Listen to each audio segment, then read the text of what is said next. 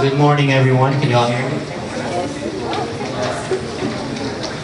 Good morning. On behalf of our North Campus President, Dr. Barbara J. Bryan, we welcome you to our program, the 9/11 North Campus Remembrance, as we honor the lives lost and celebrate our heroes on this 11th anniversary of 9/11. I'm Paul Falarca. I'm the coordinator for volunteer services here at North, and I will serve as your co-master of ceremonies for this morning. To begin, we'd like to honor our nation, so please join me in welcoming a talented North Campus student, Ms. Nahanka Sterling, who will sing the United States National Anthem, The Star Spangled Banner. Please rise.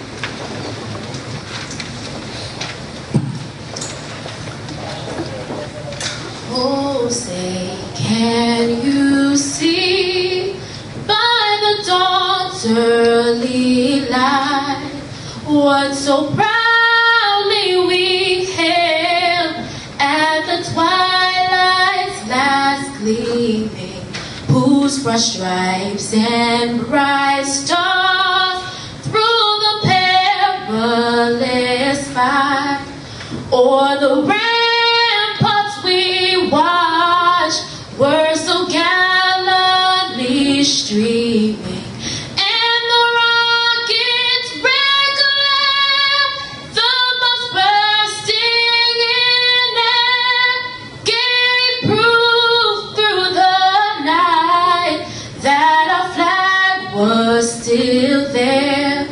Oh, say does that star-spangled banner yet wave o'er the land of the free and the home of the brave?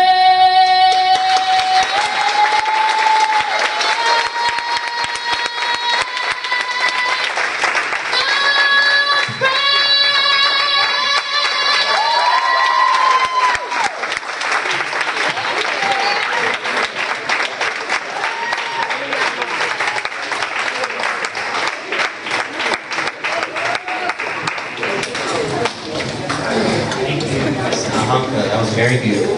Very much. Y'all may please be seated and have your seat. I would like to now introduce Ms. Kim Schindel, who also helped plan this morning's program, and she will begin with offering some remarks on today's solemn occasion.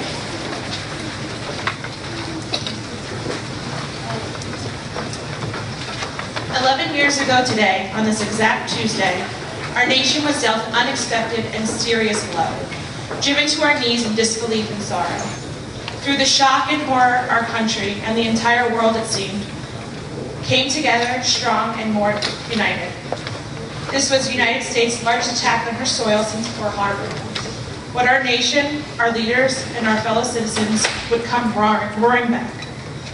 Today, Osama bin Laden is no longer a threat, and Al-Qaeda is on the run. We will forever be in debt to our country's bravest and finest, the men and women of the United States military, for sacrificing their lives overseas so that our lives wouldn't be sacrificed here at home. Let this day serve as a constant reminder of who was lost this tragic day 11 years ago.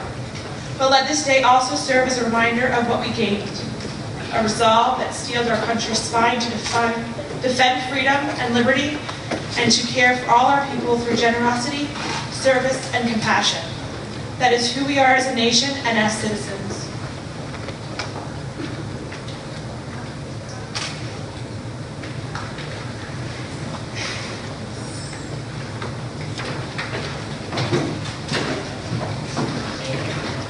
As I mentioned at the outset this morning, we will honor the lives of those lost in 9/11 in New York, at the Pentagon in Northern Virginia, and in an open field of Shanksville, Pennsylvania. But born out of this nightmare were the heroes, our everyday citizens who responded out of instinct. Our first responders, the firefighters of FDNY, the EMS personnel, Port Authority officials, and police officers. And we celebrate them this morning. But we want to acknowledge and celebrate the brothers and sisters of those who served on the front line that fateful morning. Here in their place are our everyday heroes, And I'd ask, as I call their names and their organizations, to please join me on stage as we present them with a certificate of appreciation on behalf of Broward College. And the certificate of appreciation is presented to Coconut Creek Police Department for serving and protecting the lives to which they have been entrusted on this 11th anniversary of September 11, 2001, signed the Dean of Student Affairs, James Evans.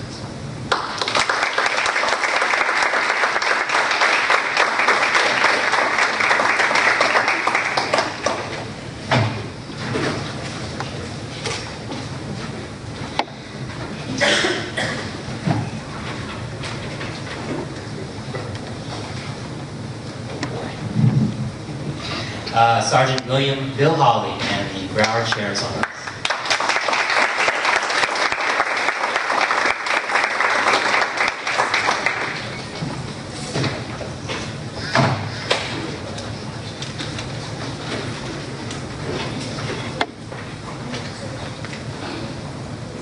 And finally, from the Coconut Fire Rescue, Inspector Ryan Banks.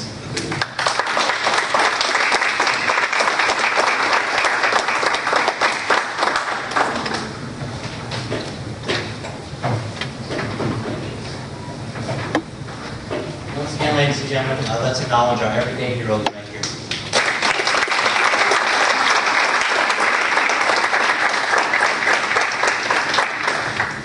And we also recognize the men and women who served and continue to serve valiantly in foreign lands, keeping danger at bay, and while we're here at home living in peace.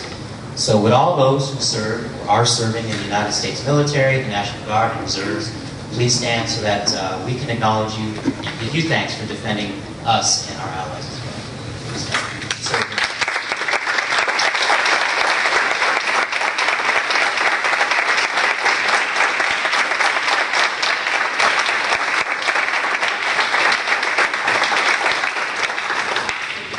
Thank you very much. Now we continue with the rest of our program as speakers come forward and answer where.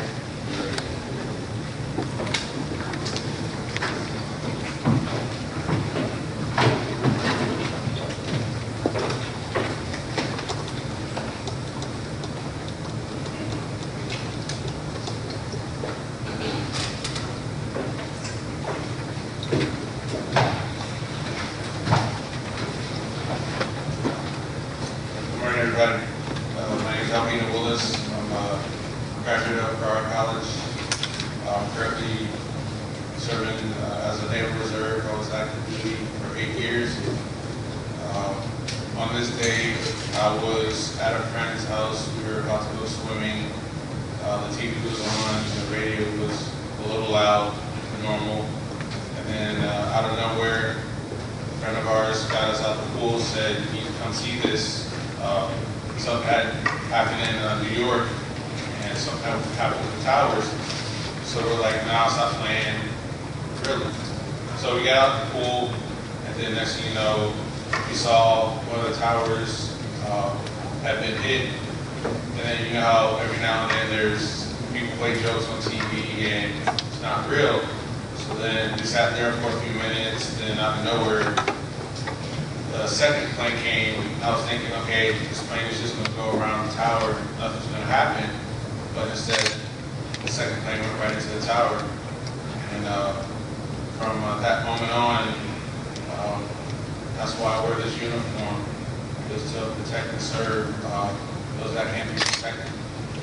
And if you have an opportunity to do something, or if you have an opportunity to serve and you would like to serve, I would say do it.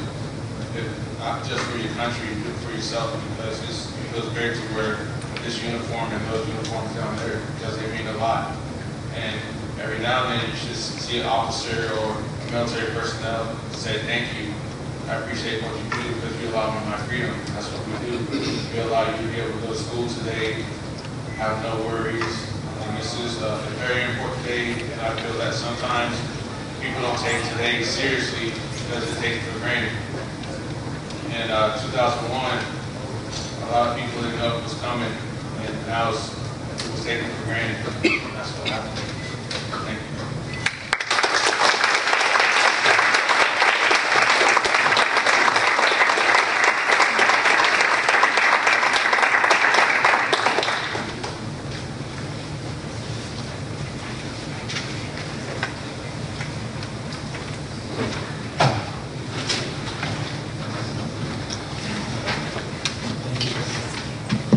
Thank you very much for that. My name is Joseph Pickering. I'm the director of student life here. And Paul asked me to speak a little bit about my experience on 9/11. I was pretty much sitting in the same seat you guys were. I was in college, woke up that morning late for Spanish class, turned on the TV, and said, okay, I'll watch the news before class. Saw the one tower was on fire. People thought, a bomb had exploded. They didn't know what was going on. Saw the second plane hit. Reached out to my friends and family up in that area. Everybody was safe, thankfully. But it changed. It changed everybody's lives, and it changed my life personally. That day was just a day that I really watched everybody come together, and you don't see that anymore. With the election year, you see everybody fighting about who's right, who's wrong. But that was the day that everybody banded together as Americans. And it's something that, I'm proud of being American, and I love being an American. And 9/11 is a day that it really reminds you what it is to be an American. So thank you all. Wish you.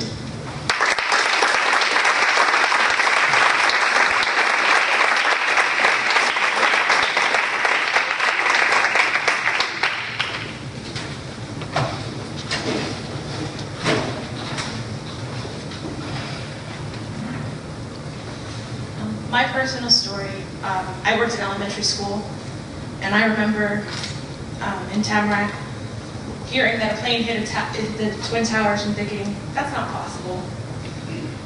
Finding out it's true just through the day, knowing that my sister lived in New York. My family's in New York, everything's in New York. Just hit home, so just knowing that it's a scary day for everybody. My sister being there wrote something that I'm going to read on behalf of her, and I'll try to get through it, sorry. On Tuesday, September 11th, 2001, I went to work as another day. As I made my way from my home in Brooklyn, New York, through the east side of Manhattan, I listened to Scott and Todd, my favorite morning show hosts, as they were discussing yet another humorous anecdote of the day. A newswire came across their studio and was told that a small plane was believed to hit the Twin Towers. No news as to who was involved or why it happened yet. But as I know now, as I was now on the FDR, which runs along the east side of New York City, I had a clear view of the towers and could see what happened. Appeared to be a big gaping hole in one of them. It looked kind of like one of the stickers you put on your car, and it looked like a baseball had crashed through your window or a bullet hole. It didn't look real. I thought it was on a movie set. Smoke had not yet started to pour out of the hole. It was a sight I could still picture so vividly in my mind, and a sight I don't think I will ever forget. As more news came into the radio station about what was happening, the world around me seemed to be slowing down to a standstill.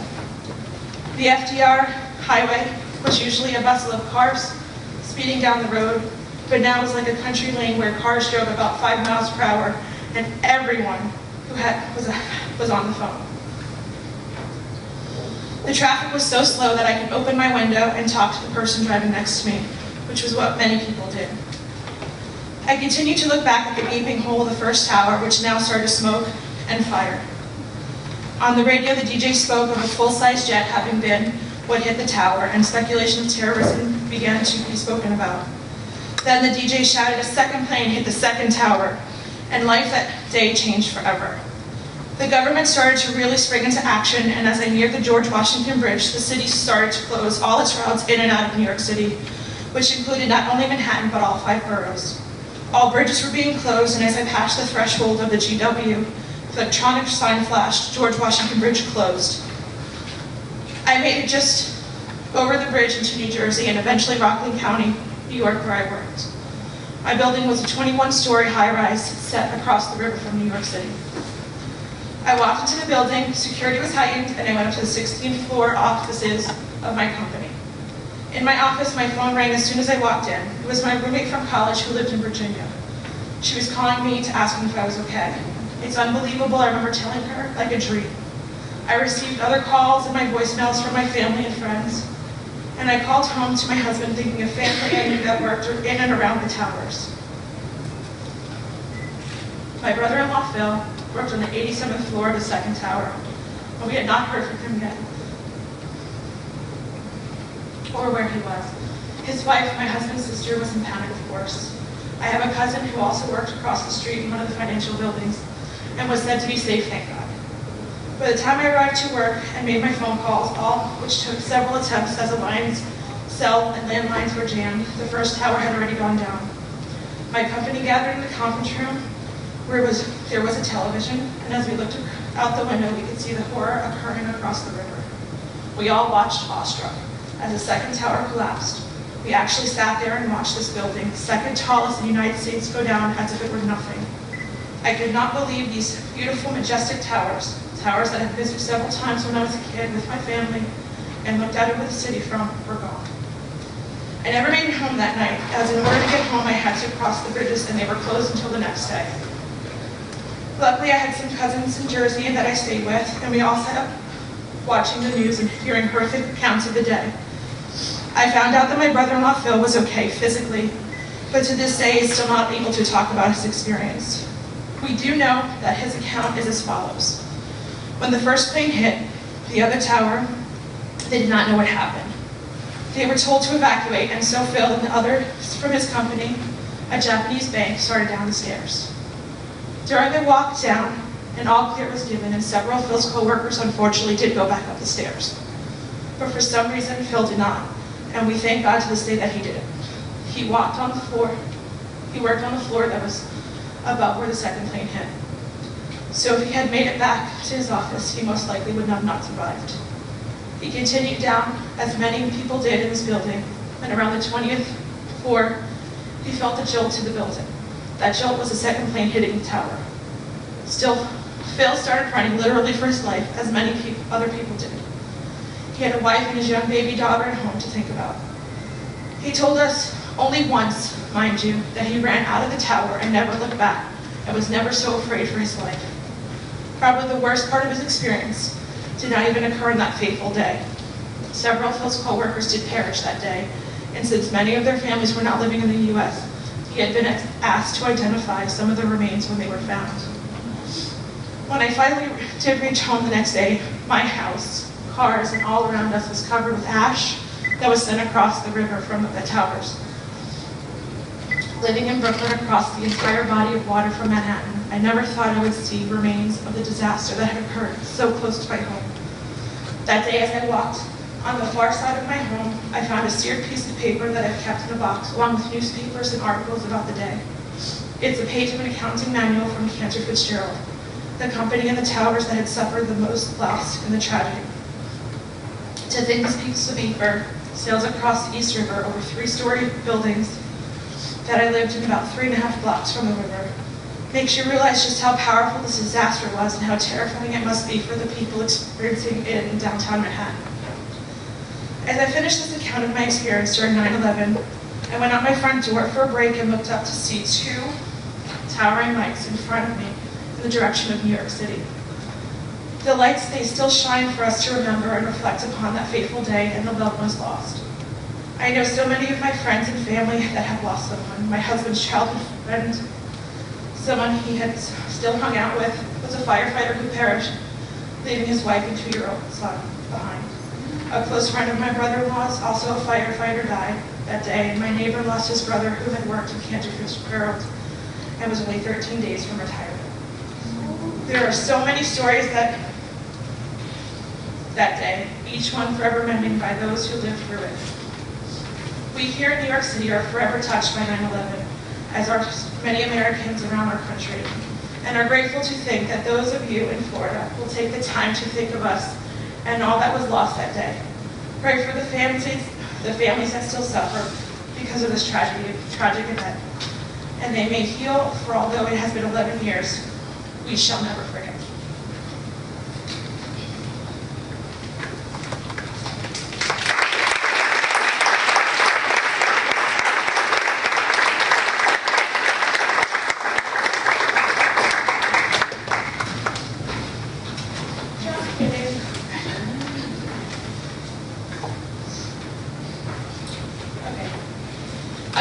Priest of a Franciscan order of Friars Minor, Michael Judge, served as a chaplain of the FDNY in 1992. On Tuesday, September 11th, 2001, after the World Trade Center was attacked, Father Michael hurried to the site of attacks and began administering last rites to the perished. Already lying on the streets, he then moved inside the North Tower and continued his pastoral care to the injured, dead, and the rescuers. At 9:59 a.m., the South Tower collapsed. Debris flew everywhere, crashing to the North Tower. Many died, including Father Michael. His known last words, according to the biographer and the New York Daily News columnist Michael Daly, were, "Jesus, please end this right now. God, please end this." Father Michael Judge was the first officially identified and documented victim of 9/11, victim 0001. This image you see on stage is the iconic image of Michael Judge, his deceased body being carried out from the rubble by 5 men. To the world, this is how Father Michael will be remembered, a true hero in his own right. But to the men and women of the FDNY and his parishioners who sought his counsel years before, he will always be regarded as a saint.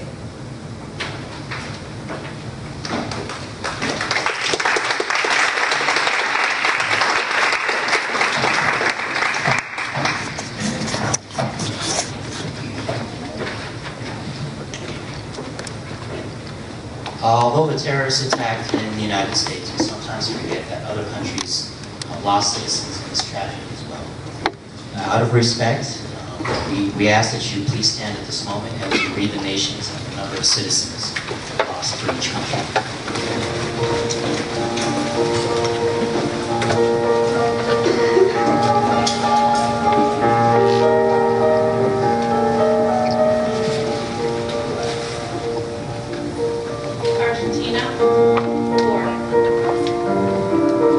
Australia, 11.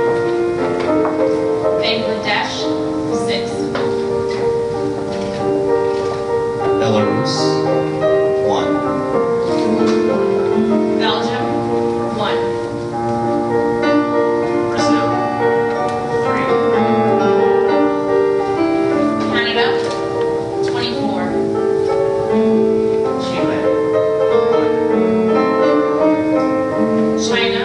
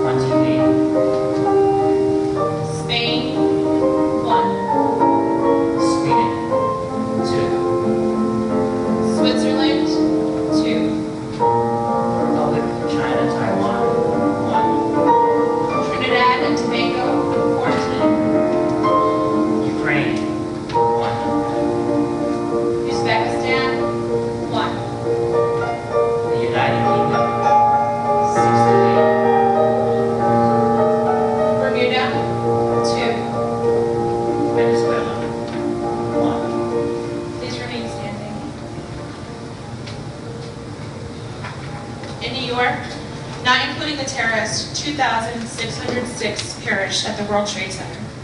87 innocent passengers and the flight crew died on American Airlines Flight 11.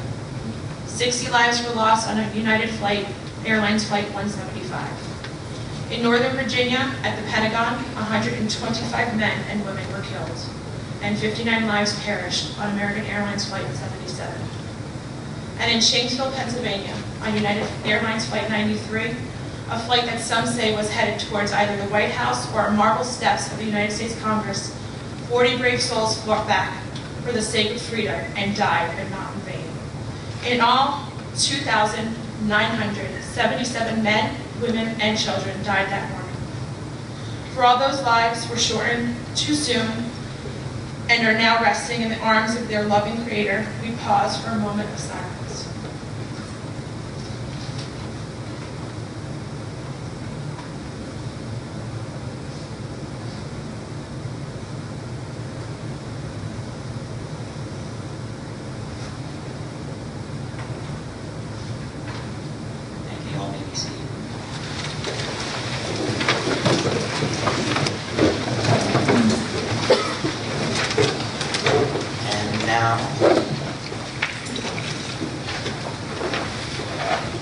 Performance of Amazing Grace by Jemima Jerome, Mr. Faustin, and the Orchestra.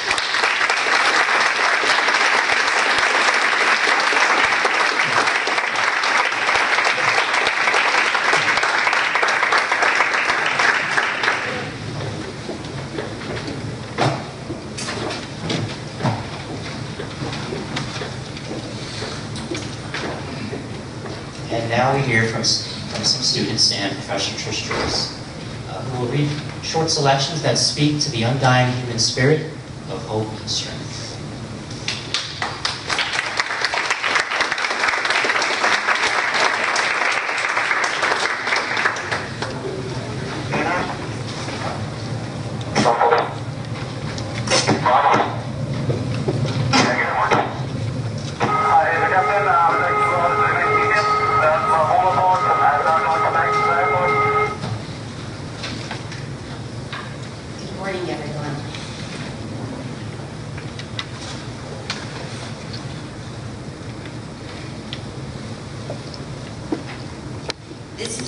a somber, appropriately somber occasion when we think of all the heroes, ordinary, in uniform, inspired, divine, all of those who helped in the background and forefront. My daughter was in the reserves during this time and flew for American Airlines. All flights were canceled, of course, and she and her husband, also a pilot, opened their home to all those pilots and staff and crew, whether they were with American or any other flight in San Antonio. And for, she said, 2 days, people crashed wherever they could on her floor, used their phone, she fed them. And as a result of that, she decided to take a leave and become involved in the Flag Across America in honor of all the airline employees and passengers, the innocent who were lost. It was such an intense, involving thing to take the flag from Boston to California that she ended up suffering what many people did, and it was called compassion fatigue. There was no name for it at that time. But all of those who helped, all of those who spontaneously fed those at Ground Zero, who went there with their art, their projects, their songs, were suffering, grieving, and we can only imagine the toll on the families themselves. So, in honor of, this is a line from a poem, for all of you that were spoken to begin with, to say what could not be said, ancient, precious, and helpless ones, we say it today. So, two of my very courageous students, Daniela Duverge and Gregory Pellissier, did I do that justice? Are going to read poems. One, Lucille Clifton, was a poet laureate of my home state, Maryland. And the other poems are by, I think, Lucille Clifton as well, and W.S. Merwin, who is a former U.S. poet laureate. So could we please have Daniela first?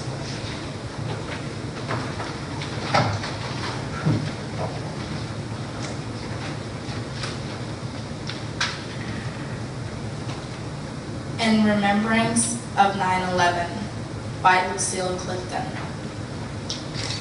Thunder and lightning in our world is another place. No day will ever be the same, no blood untouched. They know this storm and other wares. Israel, Ireland, Palestine. But God has blessed America, we sing. And God has blessed America to learn that no one is exempt. The world is one, all fear is one. All life, all death, all one. Thank you.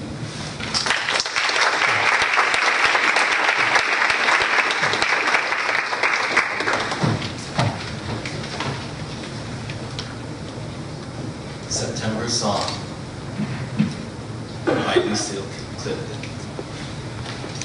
The firemen ascend like Jacob's ladder into the mouth of history. And now, to the words by W.S. Merwin. When it happens, you are not there.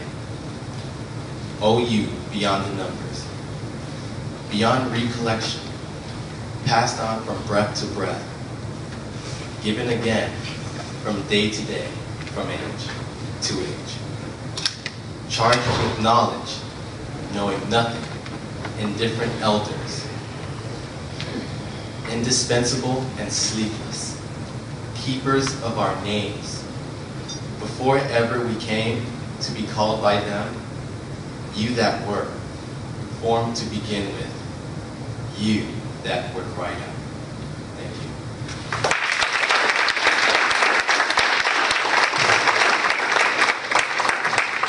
want to acknowledge that both Daniela and our other poet, Greg, are being supported by our learning community here on North. So thank you to all of you.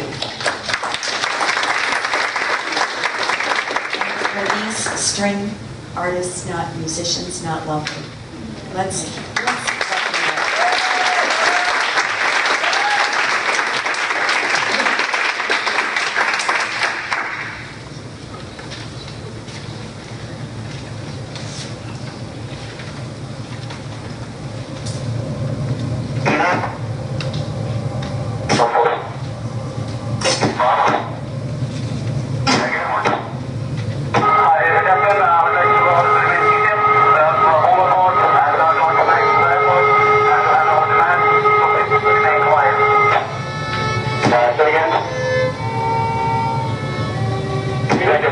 Did you understand that transmission?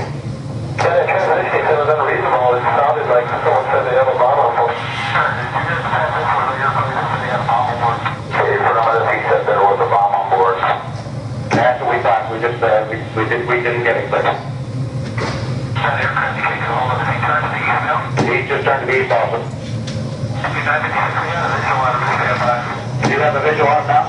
No, we did, but we lost it in the turn. You can make a turn back to 220 heading. Let me know if you can see it. We were making a turn back.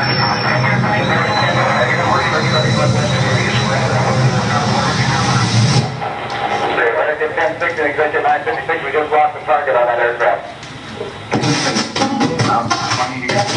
Man, Z100, 852. Something weird is going on. Yeah. The World Trade Center is on fire. Oh my Seriously, the top of the building. We're trying to get information. Top level of one of the news to unfold from New York City. A plane crashed. Just. My sister's in that building. Okay. And I hope she's okay. And I gotta run to New York. Oh my God. All right, first of all, calm down. It's raining papers and ashes and.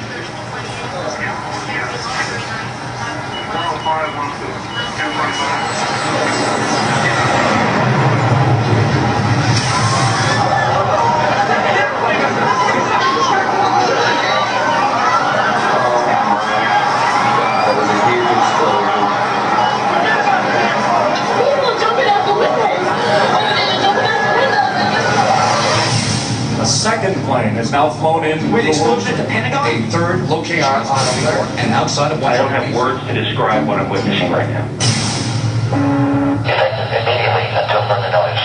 Flight operations in the National Airspace System by United States civil aircraft and foreign civil and military aircraft are prohibited.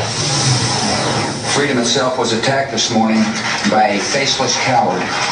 And freedom will be defended. Oh, God. Oh my God. You just landed on Manhattan. All right, so now we look back up to the TV. One of the World Trade Towers has collapsed and fallen.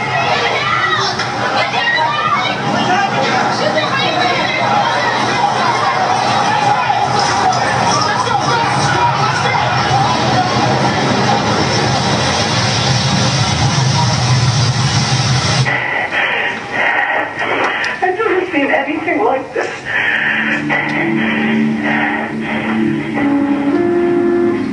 I've got 5 patients. We need to put an ambulance full of cops and pedestrians.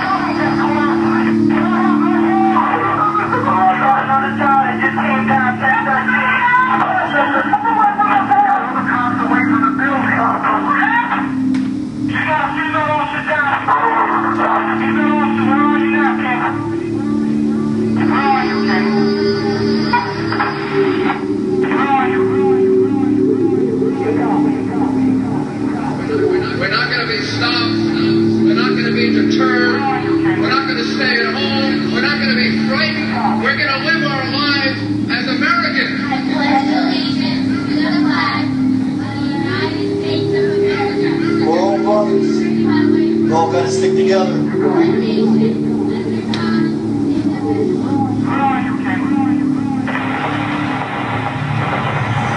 My God, look at the skyline without the towers.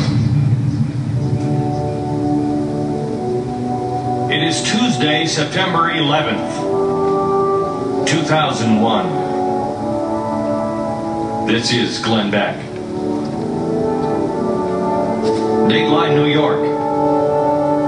In one of the most audacious attacks ever, terrorists hijacked 2 airliners, crashed them into the World Trade Center in a coordinated series of blows today that brought down the twin 110-story towers.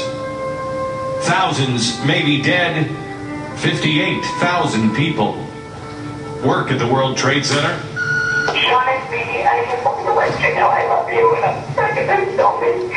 Please, if the building were falling out, I don't know, but there's lots of smoke, and we just wanted you to know that I love you. One plane, United Flight 93, crashed north of Somerset County Airport, a small airport 80 miles southeast of Pittsburgh. United says that flight, Boeing 757, left Newark at 8:01. Taking from San Francisco at 38.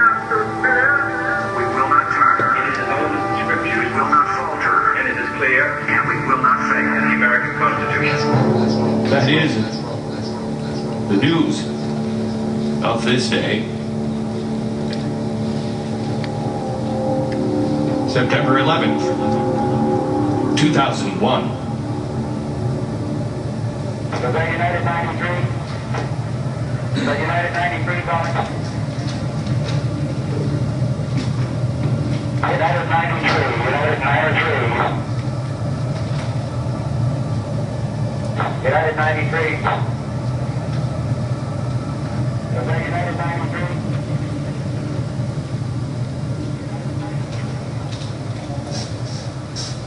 United 93. Flight United 93? No response ever came. It was supposed to be an early morning routine flight from Newark, New Jersey to San Francisco, California.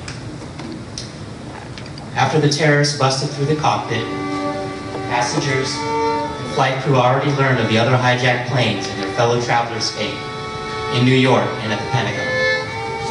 Tom Burnett was a passenger aboard Flight 93 who had successfully connected and spoke to his wife several times during the ordeal. His last call ended with a defiant message: "Don't worry, we're going to do something." At 9:39 a.m., a pregnant Lauren Grancolas left a message to her husband. "Jack, pick up, sweetie, can you hear me? Okay, I just want to tell you, there's a little problem with the plane. I'm fine, I'm totally fine. I just want to tell you how much I love you." Cece Lyles, one of the flight attendants aboard Flight 93, called her husband at 9:47 and left this message. 9:47 a.m. Hi, baby. Baby, you have to listen to me carefully. I'm on a plane that's been hijacked. I'm on the plane. I'm calling from the plane. I want to tell you I love you. Please tell my children that I love them very much. And I'm so sorry, babe. I don't know what to say. There's 3 guys. They've hijacked the plane. I'm trying to be calm. We're turned around, and I've heard that there's planes that's been going into the World Trade Center. I hope to be able to see your face again, baby. I love you. Bye.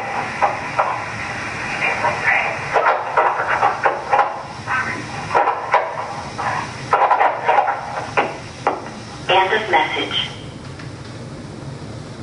After many calls to loved ones and to officials on the ground, the passengers voted to take action. One of those passengers, Todd Beamer, was on the in-flight phone speaking with a supervisor of the phone's service provider, Lisa Jefferson. He informed her that a group of passengers were going to enter the cockpit and tackle the hijackers before the intruders could reach their target, the White House, perhaps the U.S. Capitol. After saying the Lord's Prayer with Jefferson, Beamer could be heard uttering his last audible words to his fellow passengers, which turned into the battle cry that rallied not only the brave souls of Flight 93, but an entire nation. Are you ready? Okay, let's roll. At 10:03 a.m., the last commercial airliner still flying in American airspace crashed into a Pennsylvania field. The passengers of United Flight 93, heroes 40 strong.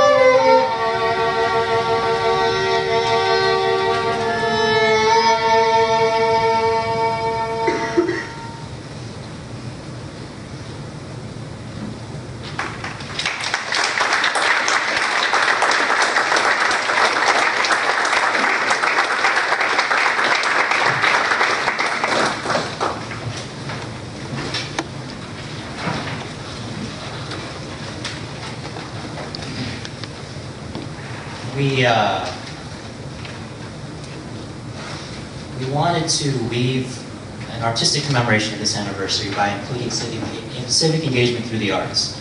And although this is a North Campus remembrance and celebration, this day really belongs to me. As you look up, behind me, and Kim, and see this big, colorful, painted banner that reads 9/11, Together We Remember. This banner was done by students at Hialeah Miami Lakes Senior High in Hialeah, Florida. And as you might have seen coming into 152 prior to the start of our program, and we certainly invite you at the conclusion of our program, on the tables are pieces of work created by art appreciation students from the South Campus as well as the Pine Center. And what you see here on my left, your right, of the stage, is a piece done by one of Broward College's more talented and artistic students, Ms. Aurora Steegley, who just last week created this beautiful piece in only a matter of days. And so I recognize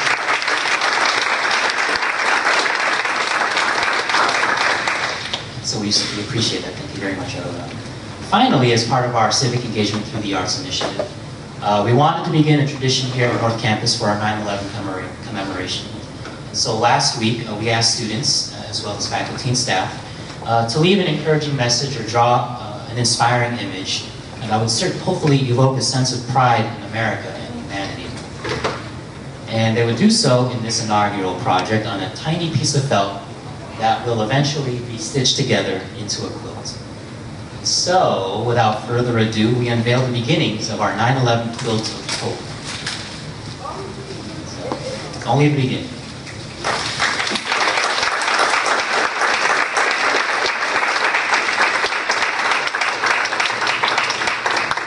And it is our hope that year after year we could continue to add to this quilt, making it a nice addition and tradition for North Campus on 9/11.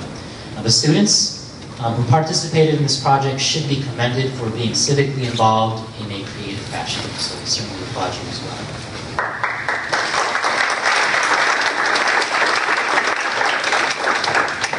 As a show of unity, strength, and even as an act of defiance and courage against the terrorists, Democrat and Republican congressmen and senators stood together on the steps of the U.S. Capitol. No longer were there partisans and politicians, but simply Americans, reassuring us that they would stand again. As the dust began to cover the darkness that already blanketed 9/11 all morning and day, there our nation's leaders stood, singing loudly and proudly in unison, waving American flags, some fighting back tears. God bless America. Once again, I'd like to invite Nahanka Sterling and our violinist, Jemima Jerome and Esther Boston, to perform God Bless America.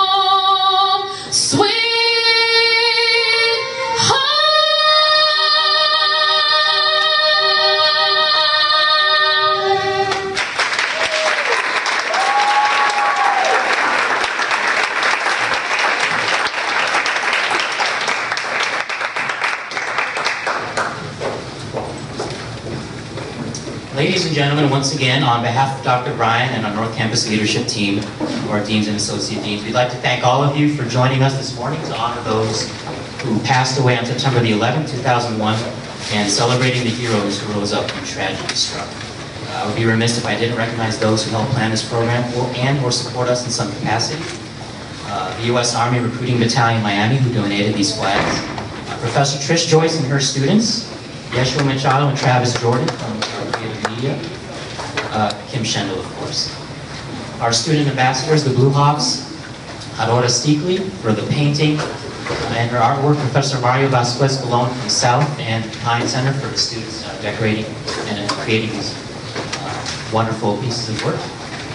Freddie Ponton, Alvino Willis, SVA, the Seahawks Veterans Association, and of course Nahanka Sterling and our wonderful violinist Jemima Jerome and Esther Boston. And our student life staff. Thank you all for joining us this morning. This concludes our program 9/11 North Campus Remembers. We now invite you to the back for some refreshments and cake as well. Thank you